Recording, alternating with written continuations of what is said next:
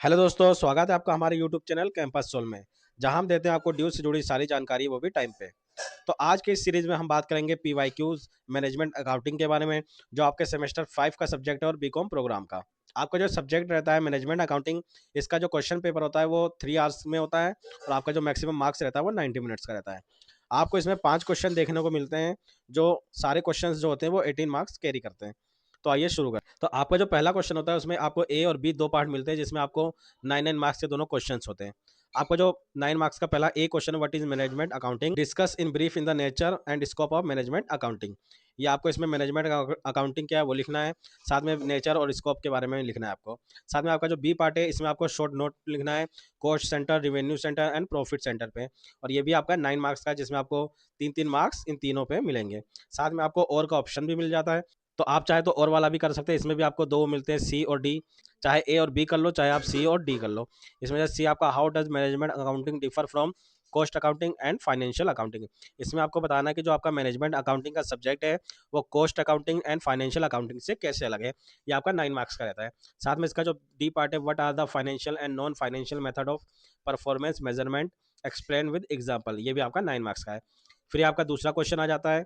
इसमें भी आपको ए और बी दो पार्ट्स मिलते हैं। आपका जो ए पार्ट है वो 12 नंबर का है, और ये आपका प्रैक्टिकल क्वेश्चन है। और साथ में जो बी है वो 6 नंबर का है, जो आपका थ्योरी क्वेश्चन है। और आपको इसके और में एक थ्योरी क्वेश्चन मिल जाता है 18 मार्क्स का, कि अगर आपको प्रैक्टिकल क्वेश्चन नहीं आता है तो आप नीचे वाला थ्योरी क्वेश्चन भी अटेंड कर सकते हैं, जो आपका 18 मार्क्स का रहता है। फिर आपका क्वेश्चन नंबर 3 आता है, जिसमें आपको ए और बी पार्ट मिलते हैं सेम। और आपका जो ए पार्ट रहता है वो 12 नंबर का रहता है। आपका बी पार्ट जो है वो 6 नंबर का रहता है, और आपको इसमें और में ऑप्शन मिल जाता है। उसमें आपको प्रैक्टिकल क्वेश्चन और थ्योरी क्वेश्चन दोनों देखने को मिलते हैं।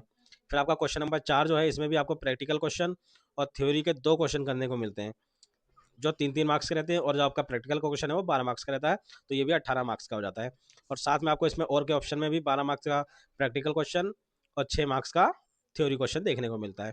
फिर आपका क्वेश्चन नंबर 5 आ जाता है, जिसमें आपको डिफरेंस लिखने होते हैं, जो आपका 12 नंबर का होता है। जैसे ये state differences between differential costing and marginal costing, opportunity cost and imputed cost. फिर आपका तीसरा पार्ट है relevant cost and irrelevant cost. आप जब ये तीनों लिखेंगे तो आपके 4 4 नंबर के एक एक क्वेश्चन हो जाएंगे इसमें। फिर साथ में इसमें आपको बी पार्ट मिलता है, जो 6 नंबर का होता है, जिसमें आपको बताना है कि आपको कौन सा सेल्स मिक्स अडॉप्ट करना है।